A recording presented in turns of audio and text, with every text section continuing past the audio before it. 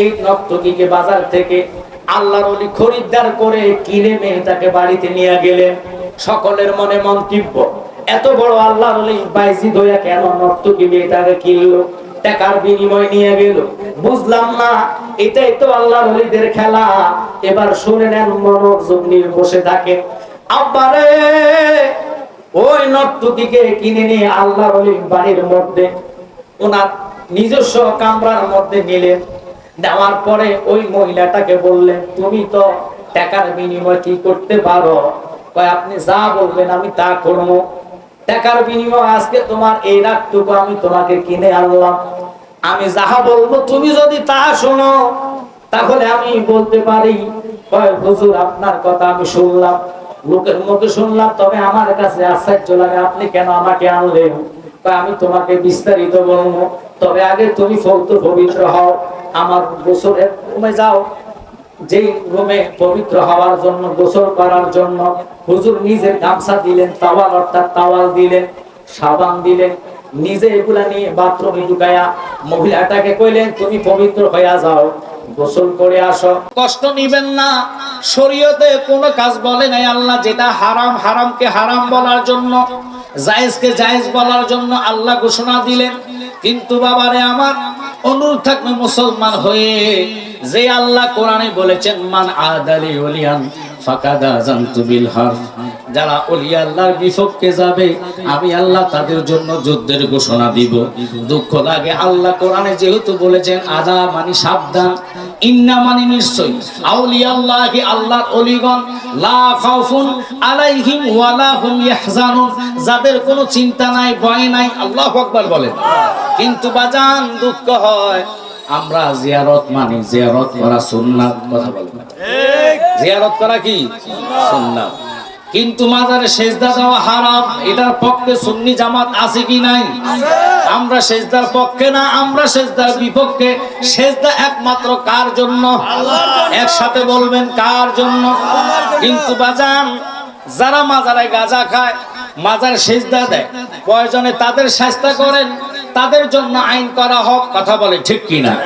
Committee শক্ত করলে মাজারে আর সেজদা হয় না, মাজারে শরীয়ত বিরোধী কাজ হয় না। কিন্তু আপনারা বলেন, মাজার যারা ভাঙতেছে, আল্লাহর ওলিদের কলিজায় যারা আঘাত দিতেছে, ভাঙা কি সমাধা করা যাবে নি? একসাথে বলতে হবে, সমাধা করা যাবে? তাহলে আপনারা মুসলমান, আমরা মুসলমান দাবি করি। ইমাম হুসাইন ৭২ জনের কাফেলা ২২,০০০-এর সাথে নিজে জিহাদ করছে, ইমান বিক্রি করে নাই। উনি বুঝাইছে ইসলাম জিন্দা হতে হার কারবালা কিবার। হোসেন বলেছেন, ও নবীর উম্মতেরা, কিলুকার আমি পছন্দ করি না, সংশোধন করো, কি ভুল আছে এটা আমারে ধরাইয়া দাও। আমি হোসেনের ভুল যদি থাকে আমি মাথা পেতে নিব, কিন্তু অযথা জোর করে তোমরা যদি গায়ের যোগ প্রয়োগ করো, আমার মদিনাওয়ালার কলিজা আগুন লাগবে। কিন্তু যারা বাংলাদেশে আলেম দাবি কইরা মন্দির পাহারা দিয়া মাজার ভাঙছে, এরাও একদিন আল্লাহর হাইকোর্টে দাঁড়াইতে হবে, ঠিক কিনা? আমরা সুন্নিরা অগ্নিবাদী পছন্দ করি না, মারামারি কাটাকাটি পছন্দ করি না। কথা কর না কেরি? আমরা বোমা মারতে জানি না, রক কাটতে জানি না। আমাদের কথা হলো শরীয়তের বিরোধী যেই কাজ হবে, তারা আইনের আয়তানে কাজটা তোমরা সমাধা করো, কিতাব নিয়ে বসো। কিন্তু বাজারে হাত দেওয়া, গিলাফে আগুন লাগা, এটা স্বয়ং মদিনাওয়ালার কলিজে আগুন লাগবে। কথা বলেন ঠিক কিনা? কারণ এই দেশে বাবা শাহজালাল ইয়েমেনি, শাহপরান ইয়েমেনি এই দেশে ইসলাম এনেছে। কথা বলেন না কেন? আল্লাহ বলিলে পারেন এমন কোন কাজ নাই। আল্লাহ যেহেতু বলেছেন ইন্না রাহমাতাল্লাহি কারীমুম মিনাল মুহসিনিন, আল্লাহর ওলিদের কাছে রহমত পাওয়া যায়। বাজান রে, আল্লাহর হাবিব বলেছে জ্বলন্ত কইলা হাতে রাখা সম্ভব, ঈমান রাখা কষ্ট করে যাবে। আপনারা নবীরে ভালোবাসেন, আপনারা নবীরে মহব্বত করেন, আমরা জশ্ন জুলুস করলে আপনারা পছন্দ করেন না। আমাদেরকে বেদাতি বলে গালি দেন, বন্ড বলে গালি দেন, মাজার পূজারি বলে গালি দেন। বুঝে আসে না, মাজারে মুসলমান কখনো পূজা করে না। কথা কর না কেন? মাজারে আমরা যাই জিয়ারতের জন্য, জিয়ারত করা সুন্নাত। রাসূল বলেছে মান যাআরা কাবরিহি ওয়াজাবাত লাহু শাফাআতি। আমরা মাজার জিয়ারত করব কি করব না? একসাথে বলেন, করব কি করব না? কারা কারা জিয়ারতের পক্ষে হাত তুলে দেন।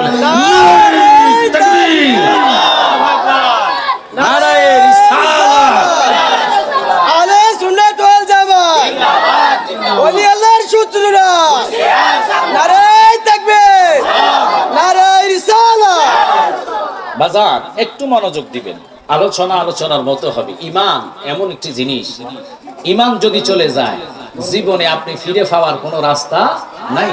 কিন্তু জান গেলে জান পাবেন কেমনে? যখন আপনি মারা যাবেন, কুল্লু নাফসিন যায়কাতুল মউত, মৃত্যু হবে নফসের। দেহের বাড়ি এক জায়গায়, রুহুর বাড়ি আরেক জায়গায়।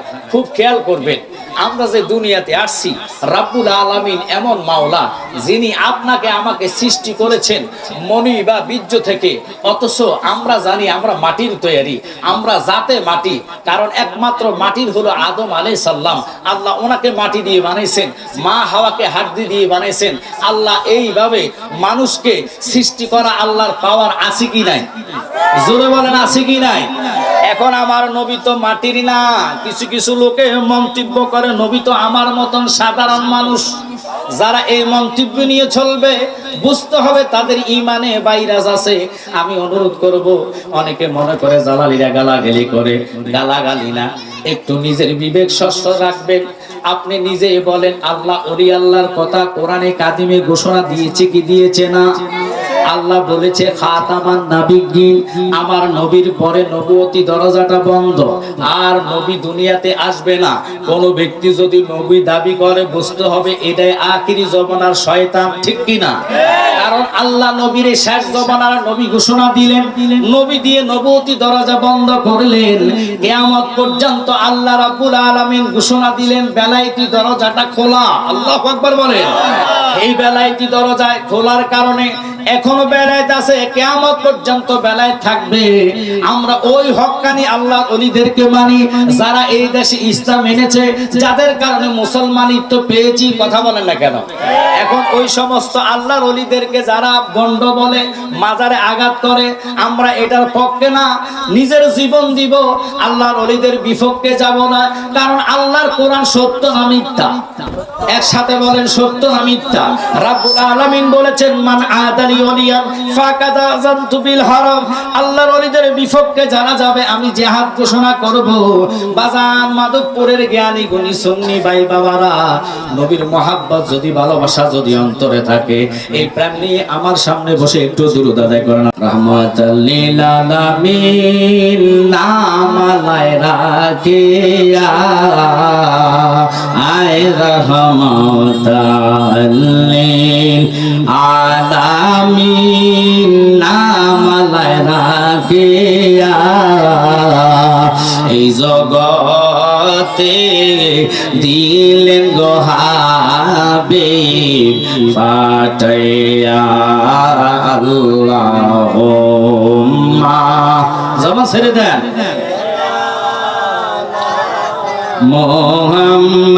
মুহাম্মাদ ওয়ালা ইয়ালে সাইয়্যিদিনা। বন্ধু নাই রে, বান্ধব নাই রে, যেই জায়গায় আই বন্ধু নাই রে, বান্ধব নাই রে, যেই জায়গায়, সেই জায়গারে বন্ধু গণবে মুস্তাফা। আল্লাহুম্মা, জবান ছেড়ে দেন,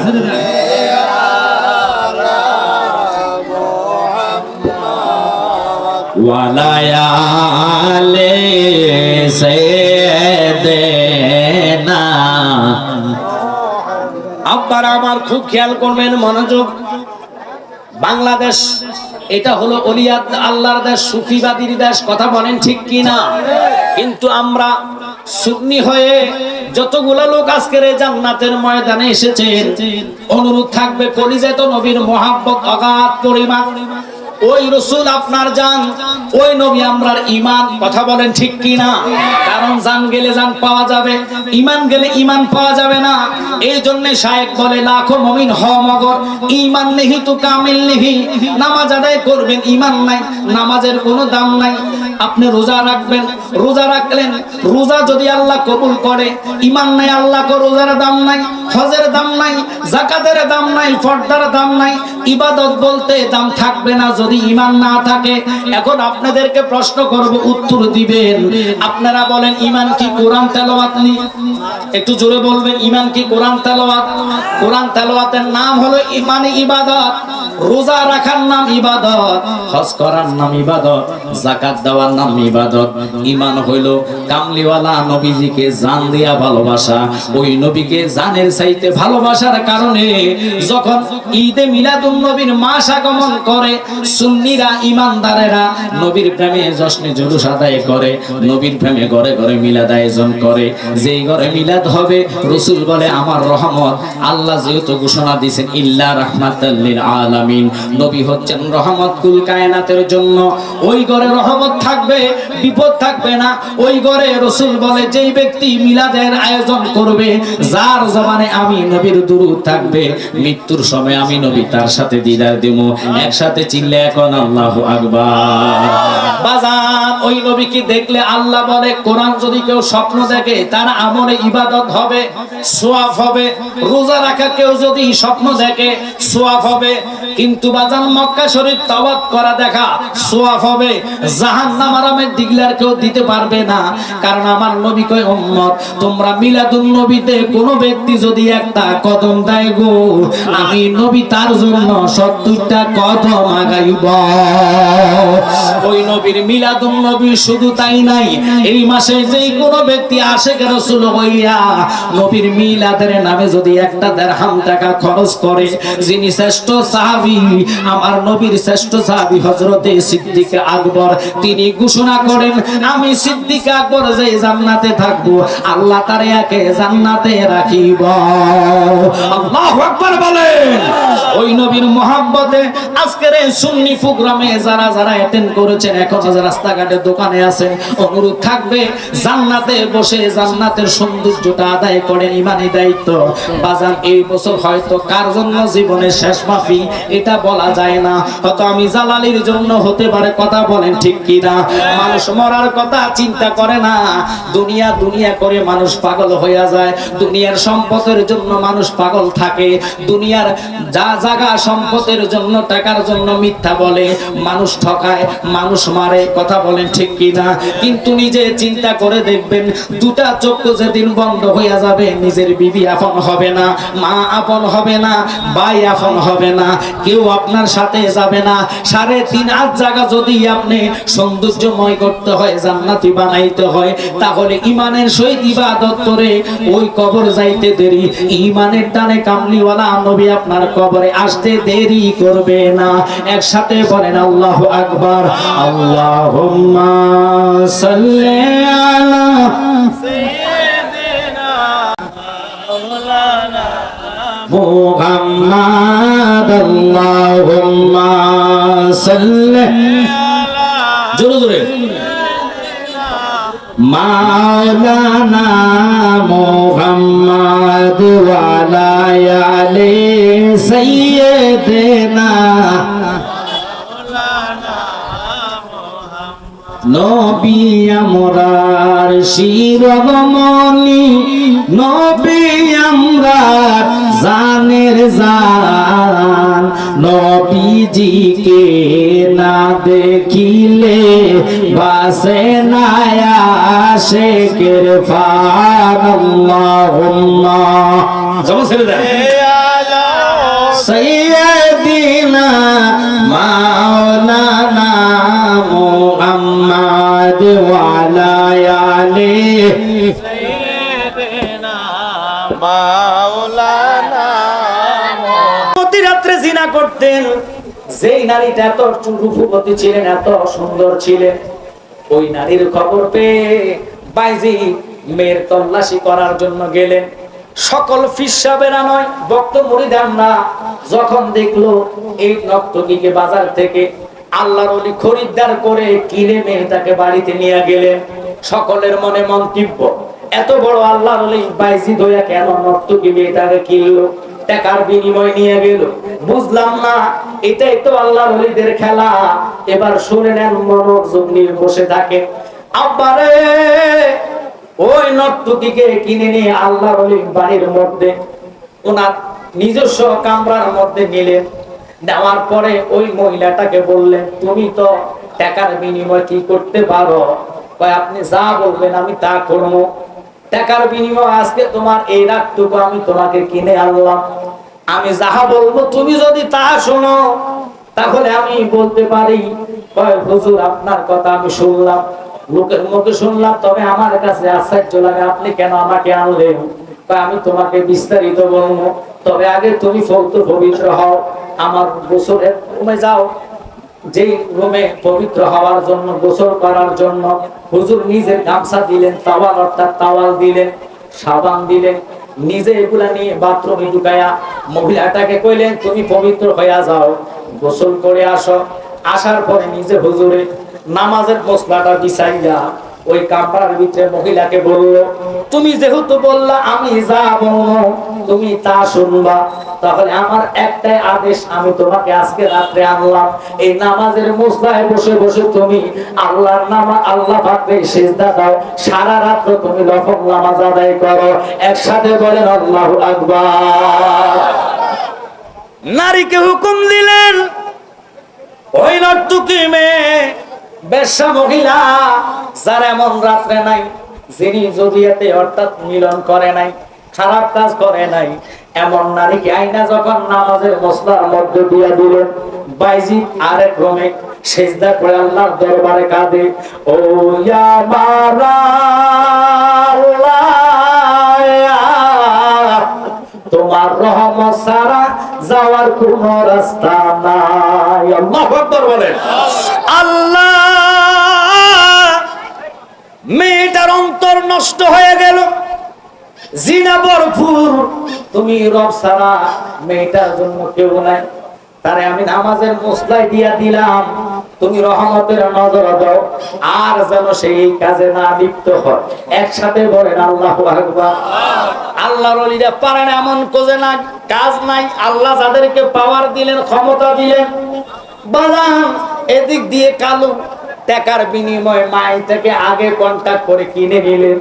মেয়েটাকে তল্লাশি করতে করতে কালুর ঘুম নাই, কালুর চোখের ঘুম নাই, কালু চিন্তায় পড়ে গেলেন। যেই মেয়েটাকে আব্দুল মান্নান, যিনি মধুরী, যিনি 24 ঘন্টা আমাদের আড্ডায় থাকতেন, খারাপ কাজে থাকতেন, ওই লোকটা মেয়েটাকে তন্ন তন্ন করে খুঁজতেছে। অর্থাৎ মেয়েকে কিনার কারণে, মেয়ের সাথে খারাপ কাজ করার জন্য রূপবতী ছিলেন। এবার কালুর দোকানে এসে আব্দুল মান্নান কয়, কেন এত তোমার পেরেশানি দেখা যায়? আব্দুল মান্নান রে, তোমার চোখের মধ্যে টেনশন দেখা যায়। কালু প্রশ্ন করলেন, আব্দুল মান্নান উত্তর দিলেন, আমি বহু টাকার বিনিময় অমুক নারীরে কিনছি, যেই নারীটার কথা এমন লোক নাই জানে না।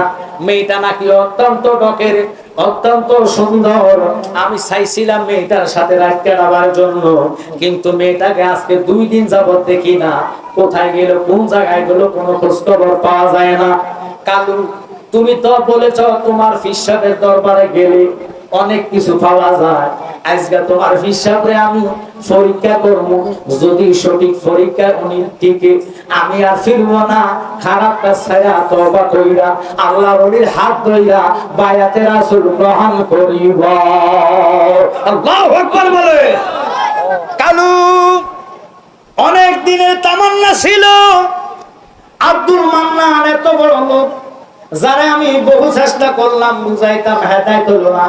বলেন তো হেদায়েতের মালিক কে? আল্লাহ চাইলে সবকিছু হয়। কারে দিয়া কাকে আল্লাহ হেদায়েত করে এই ঘোষণা আমরা জানি না, একমাত্র আল্লাহ ভালো জানে।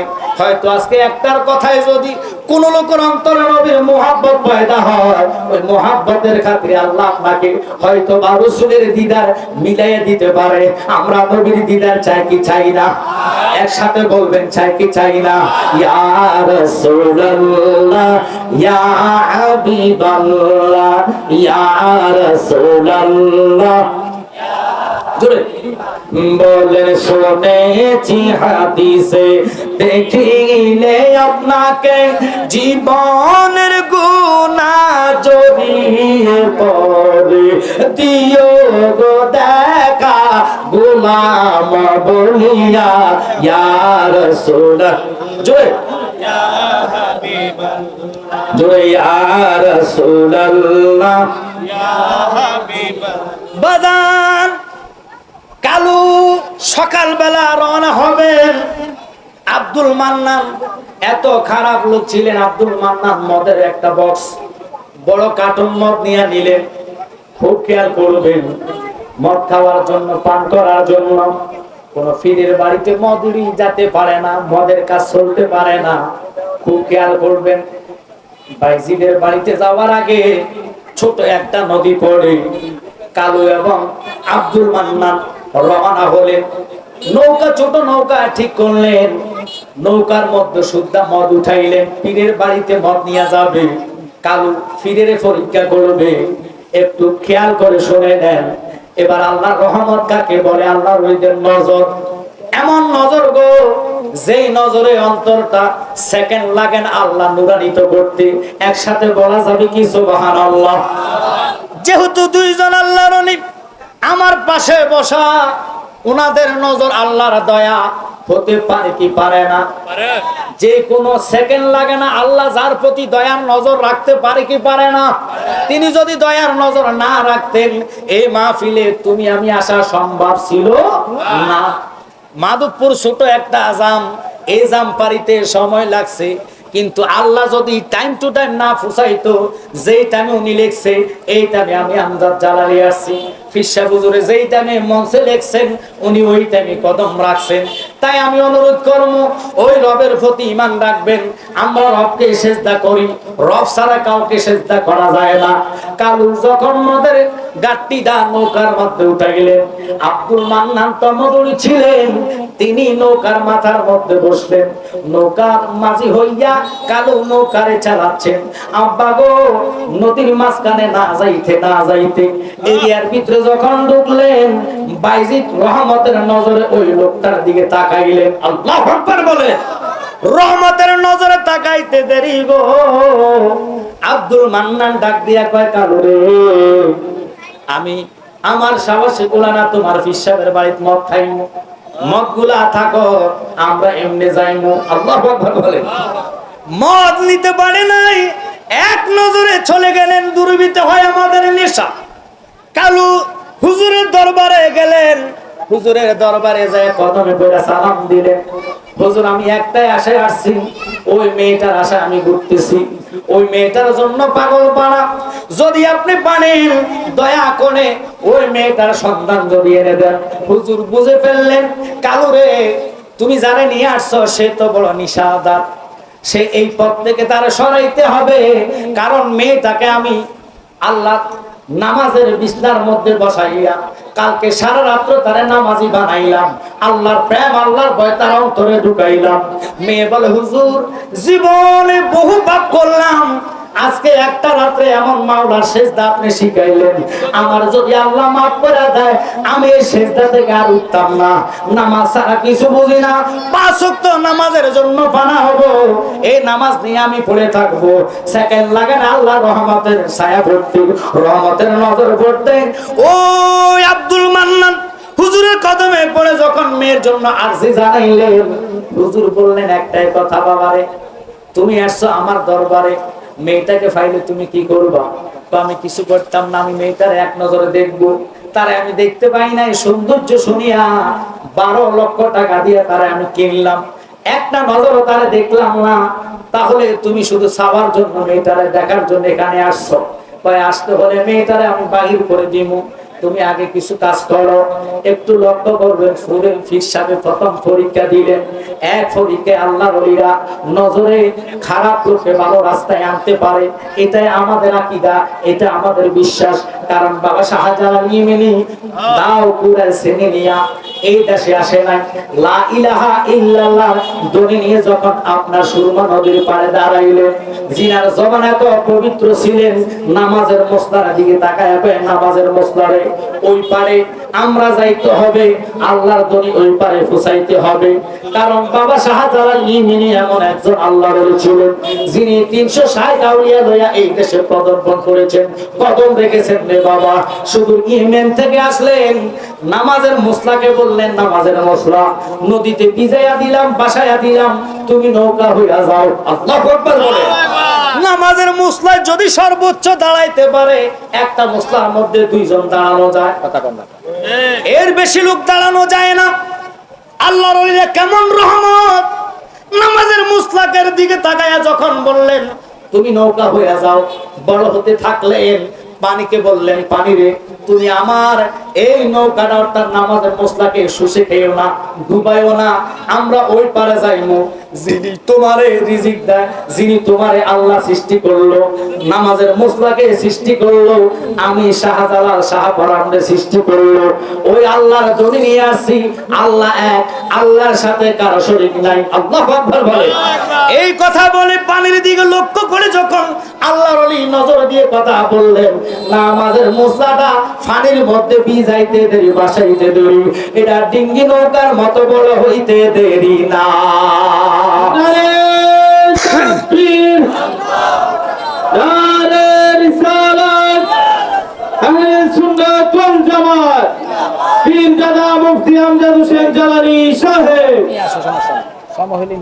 আমার সমস্যা নেই, অসুবিধা না। বাগিনা যদি আসতে চায় বাগিনারে নিয়ে আসো, কারণ যদি খাওয়া দাওয়া খায় যথেষ্ট মানুষ, আলহামদুলিল্লাহ এখন ভালো লাগতেছে।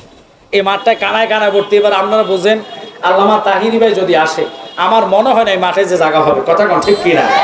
তবে হারুনের জন্য এবং হারুনের যে সংগঠনটা, তাদের জন্য আমি অন্তর দিয়ে দোয়া করি। গত বছর আমি ছিলাম, বৃষ্টির জন্য মাহফিলটা গত বছরও জমাইতে পারি নাই, কথা বলেন ঠিক কিনা? এর আগের বছর বৃষ্টির জন্য ঘর থেকে বাইর হতে পারি নাই। আজকেও মাগরিবেটা আমি বৃষ্টি দেখে কিছু কিছু লোকের মনে আনন্দ ছিল, কথা বলে না কেন? কিন্তু রাখে আল্লাহ, মারে কে? আল্লাহ যদি চায় সবকিছু করা যায়।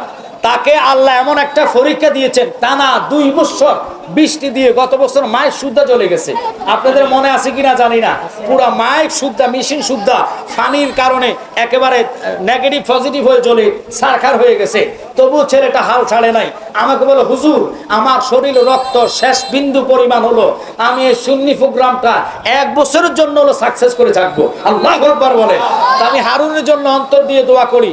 আমি কখনো তাকে যে দাওয়াত নামার টাইম আমাকে বলে হুজুর এই বছর আপনি থাকবেন আল্লামা তাহিরি ভাই, আর চাইছিলাম আপনার ভাগিনা রায়হান সাহেবকে দাওয়াত দেওয়ার জন্য, রায়হান জালালি আল আশিকি সাহেব, আপনি যদি দয়া করে বলেন আমার মনে হয় উনি আসবে। পরে আমি কিছু আচ্ছা ঠিক আছে তুমি চিন্তা করো না, আমি ভাগিনাকে বলে দিব, ভাগিনা থাকবে। তবু আমি চাই এই জায়গাতে সুন্নি প্রোগ্রামটা থাকুক এবং হবে। আমরাও চাই এই প্রোগ্রামটা মিলে মিশে, এটা শুধু হারুনের না, এটা প্রত্যেকটা সুন্নি জামাতের প্রোগ্রাম, কথা বলেন ঠিক কিনা? কারণ আমার হিংসা নিন্দা না, এখন থেকে ওয়াদা করবেন সুন্নি জামাতের যে কোনো একজন আদনা লোক ডাক না কেন, আমরা মাঠে ময়দানে এক থাকতে চাই কি চাই না? হাত তোলা দিয়ে বলেন চাই কি চাই না? আল্লাহ কবুল করুক, আমিন বলেন। কারণ এই দেশে এখন একসাথ না হলে আমাদের দেওয়ালে ফিট থেকে গিয়েছে, কথা বলেন ঠিক কিনা? সুন্নি জামাতের এক হবেন, যেখানে শরীয়ত বিরোধী কাজ দেখবেন বাধা দিবেন, যে আমরা মাজার জিয়ারতের পক্ষে, মাজার জিয়ারত করেছি করব, কারণ জিয়ারত করা সুন্নাত। এই রাসূলের সুন্নাতের জন্য রাসূল বলেছে মান সাল্লাল্লাহু আলাইহি মা, আল্লাহর হাবিব বলে, একটু মনোযোগ দিবেন, বুখারী শরীফের মধ্যে নবীজি বলে কি কয় যে একটা সুন্নাত যদি কেউ ব্যক্তি জিন্দা করতে পারে, একটা নয় দুটা নয়, 100 শহীদের সওয়াব আল্লাহ আমলনামার মধ্যে দান করে। আল্লাহু আকবার বলেন। তো এই আজকের এই মাহফিলে আমরা একটাই কথা শিখে যাব এবং আমলে রাখার চেষ্টা করব। চেষ্টা নয় শুধু, বর্তমানে আমল করতে হবে, শরীয়তকে আমরা প্রাধান্য দিতে হবে। শরীয়তে এক ওয়াক্ত নামাজও যেন অনুরোধ থাকবে আজকের মাহফিলে যারা এসেছেন, সুন্নি যদি করে থাকেন নামাজ তো আমাদের জন্য। কারণ মাওলা আলীকে যারা ভালোবাসেন, আলী যদি পায়ের মধ্যে তীর অবস্থায় নামাজ আদায় করতে পারে, আলীর প্রস্রাবের যোগ্য আমরা না, কথা বলেন ঠিক কিনা? হুসাইন যদি একটা নয় দুটা নয় 33টা 130টা তীরের আঘাত, 33টা ছুরির ঘায়, 21টা বল্লমের আঘাত নিয়ে ইমাম হুসেইন যদি ফুরাতের পারে নফল নামাজের জন্য স্বয়ং আল্লাহকে বলতে পারে, আল্লাহ আমাকে 2 রাকাত নফলের সুযোগ করে দাও শুকরিয়াতান, কারণ আমি তোমার দরবারে যাচ্ছি আমার নানার উম্মতের জন্য শরীর রক্তাক্ত করে আল্লাহর হাবিবের সুন্নাত জিন্দা করার জন্য, ইসলামকে জিন্দা করার জন্য, এই অবস্থায় আমি হুসাইন যদি 2 রাকাত নামাজ তোমার কুদরতি কদমে সেজদা দিতে পারি, আমার আর কোনো দুঃখ নাই। আল্লাহু আকবার বলে। একটা মাত্র সেজদা দিছে কোন কোন কিতাবে বলে। 2 রাকাত নামাজে সেজদা হলো 4টা। কয়টা? একটু কথা বলেন, কয়টা? একটা সেজদা দিলেন। একটু মনোযোগ, এখানে কিছু হাকিকতের কথা আছে। বলতে গেলে অনেক লোক হাকিকত বোঝে না। কেন বোঝে না? কারণ বহু লোক তো শরীয়তে মানে না, শরীয়ত মানার পর শরীয়ত বোঝে না। কথা কন না কা? কারণ এরা শরীয়ত যদি মানতো, শরীয়তে ডাইরেক্ট আল্লাহর নিষেধ, কোন ব্যক্তি কোন লোকের গায়ে আঘাত দেওয়া যাবে না, শরীয়তে নিষেধ কোন মানুষের মনে কষ্ট দেওয়া যাবে না। এখন আপনারা বলেন, আপনারা মানেন, আপনারাই জানেন, আপনারা আমাদেরকে যেভাবে ঘোষণা দেন মানুষের কাছে বন্ড বলিয়া, মাজার পূজা বলিয়া, কোন মুসলমান আজ পর্যন্ত আপনাদের জবানে বলবেন মাজারে কখনো পূজা করছেনি? জোরে বলেন না কেন? এখন বোঝা যায় তারাই তো ওই দলের লোক। কারণ যারা মন্দিরে দাঁড়ায়া ফাহারা দিতে পারে, মাজার ভাঙে, মসজিদের কোরআনে আগুন জ্বালা, এরা কি মুসলমান? এখন তো বলবেন হুজুর এগুলা কেন বলেন? কারণ সত্য যদি উন্মোচন করে না দেই, সুন্নিয়তরা কখনো উগ্রবাদী জানে না, মারামারি করতে বোঝে না, আগুন ধরাইতে জানে না। কারণ সুন্নিদের ইমানের কারণে কলিজা মানুষের জন্য মায়া লাগে, ঠিক কিনা? ওদের মায়াও নাই, দয়াও নাই। যদি মায়া দয়া থাকতো, এজিদের দলের সামনে হোসাইন দাঁড়ায়া কইছে এমন কোন একজনও নাইনি 22,000 লোকের মধ্যে যারা আমার নানাকে ভালোবাসো। একটা লোক নানার কথা শুনে মাথা মতো করে নাই।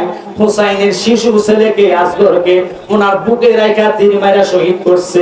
হোসাইন খুশি হইয়া আল্লাহর দরবারে মুস্কি হেসে দিয়া কয়, আল্লাহ তুমি আমার সন্তানের বিনিময়ে যদি নানার উম্মতরে জান্নাত দাও, আমি হোসাইনের কোনো দুঃখ নাই।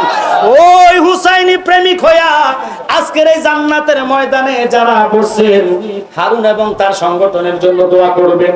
হুজুর অসুস্থ হইয়া যে হুজুরকে আমি পাশে পাইছি, আমার আনন্দ লাগে। বাজানের দোয়া নিয়ে আমি চলে যাইমু, তবে অনুরোধ থাকবে সুন্নিয়তের স্বার্থে আর ঘরে বসে থাকা যাবে না।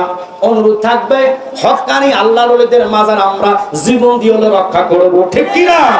আল্লাহর ওলিদের মাজারে যদি আর আঘাত পড়ে, বাংলার সুন্নি জনতা বসে থাকবে না।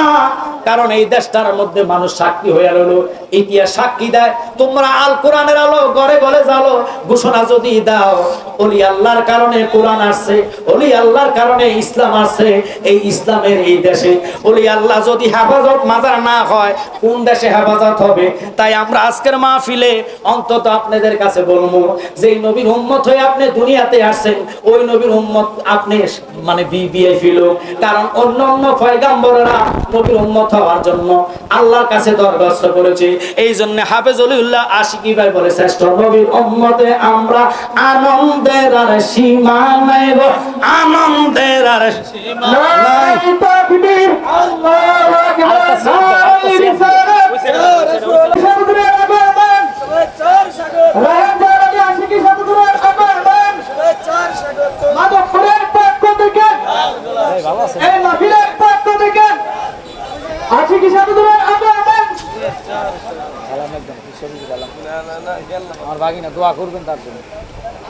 আলহামদুলিল্লাহ বলেন না, আপন বাগিনা ফর বাগিনা না, আমার রক্ত আধার তো একবারে মানে তার মার বিবাহ পর্যন্ত আমার অনুসরণ আছে। কিন্তু আমার ভাগিনা আমাকে আরো 2 বছর আগে বলছে যে মামা দোয়া করেন আল্লাহ যেন আপনাদের ফর করে সুন্নিয়তের খেদমত করতে পারি। এই বছর আমরা করে আসছি, আলহামদুলিল্লাহ বলেন। কারণ তার বাপে দীর্ঘ আমার মনে হয় প্রায় 80 থেকে 85 বার হজে করেছি। মারহাবা করে প্রতি বছর আমার বোনের জামাই তো বিশাল কাফেলা 400 থেকে 450 লোক নিয়ে যায়। আমি নিজে ওনার কাফেলাতে 1 বছর গেছি। আমি টোটালি 2014, 15, 16 আমরা একসাথে হজে ছিলাম। ওলিউল্লাহ আশিকি ভাই সহকারে আমাদের ওই যে ঢাকা গাউসুল আজম মসজিদের যিনি খতিব অসুস্থ হয়ে গেছে, কি কাজে বক্তিয়ার হুজুর, উনিও খুব মানে ওখানে একসাথে আমরা ছিলাম, দেখা হয়েছে, মিলাদ হয়েছে। যারা বলে মক্কা মিলাদ নাই, এটা একেবারে ফাও কথা। তাওয়াফের জায়গায় কখনো মিলাদ হবে না। আপনারা বলেন তো, এই জায়গাতে এখন যদি মানুষ দাঁড়িয়ে থাকে, এখান দিয়ে চলাচলের রাস্তায়, এখানে 1 ঘন্টা আজকে মাহফিলের জন্য দাঁড়াইছেন, এমনি যদি চলাচলের রাস্তায় কেউ যদি দাঁড়ায়, আপনি কি দাঁড়াতে দিবে? তাওয়াফের জায়গায় 24 ঘন্টার তাওয়াফ, শুধু ফরজ নামাজ ছাড়া, কথা কন না কা, ওখানে কি মিলাদ হবে? তাওয়াফ কইরা আমরা নিজেরাই রসুলের প্রেমে আল্লাহর ঘরের দিকে তাকায়া তাকায়া তাওয়াফের জায়গা বাদ দিয়ে মিলাদ করছি, কোন লোক বাধা দেয় নাই। এরপরে কয় মদিনায় জিয়ারত নাই, মিলাদ নাই, কিয়াম নাই। আমরা নিজেরা মদিনাতে জিয়ারত করছি এবং মিলাদ কিয়াম করছি। আচ্ছা বলেন তো, যেখানে নবীরে সালাম দিবেন ওই জায়গায় দাঁড়ালে কি আপনার যে কিয়াম করতে দিবে? তো আপনি বুঝতে হবে, রসুলের কদমের পাশে দাঁড়ায়া আপনি মক্কামুখী হইয়া করেন, অসুবিধা নাই। কিন্তু কারণ ওখানে তো নজদের কিছু দালালেরা আছে যারা মুনাজাত পছন্দ করে না। ওই নজদের দালাল ওই দেশে নয়, শুধু বাংলাদেশও আছে, ঠিক কিনা? যারা কয় মুনাজাত নাই, আমি আজকে তো আলোচনা করবো না, আমার ভাগিনাই করবে, কারণ আমি মাঠ গুছাই দিয়েছি। ভাগিনা মন বড় আলোচনা করক। আমার যেহেতু আগামী ডিসেম্বরের 17 তারিখও কি কয় যে মোকাররম বাড়ি সহ আপনাদের হরিসীমা নাই কয়টারে, হ্যাঁ হরিসীমা আছে মাহফিল, আপনারা আসবেন। আমি 7টা মাইক ধরবো। আজকেও আমি বাগিনার দিকে তাকাইয়া বলছি, আমার 6 তারিখ আছে 12 চান্দুরা। আপনারা দেখেন, আপনার মাধবপুরের বিষয়ে আমার মাহফিল।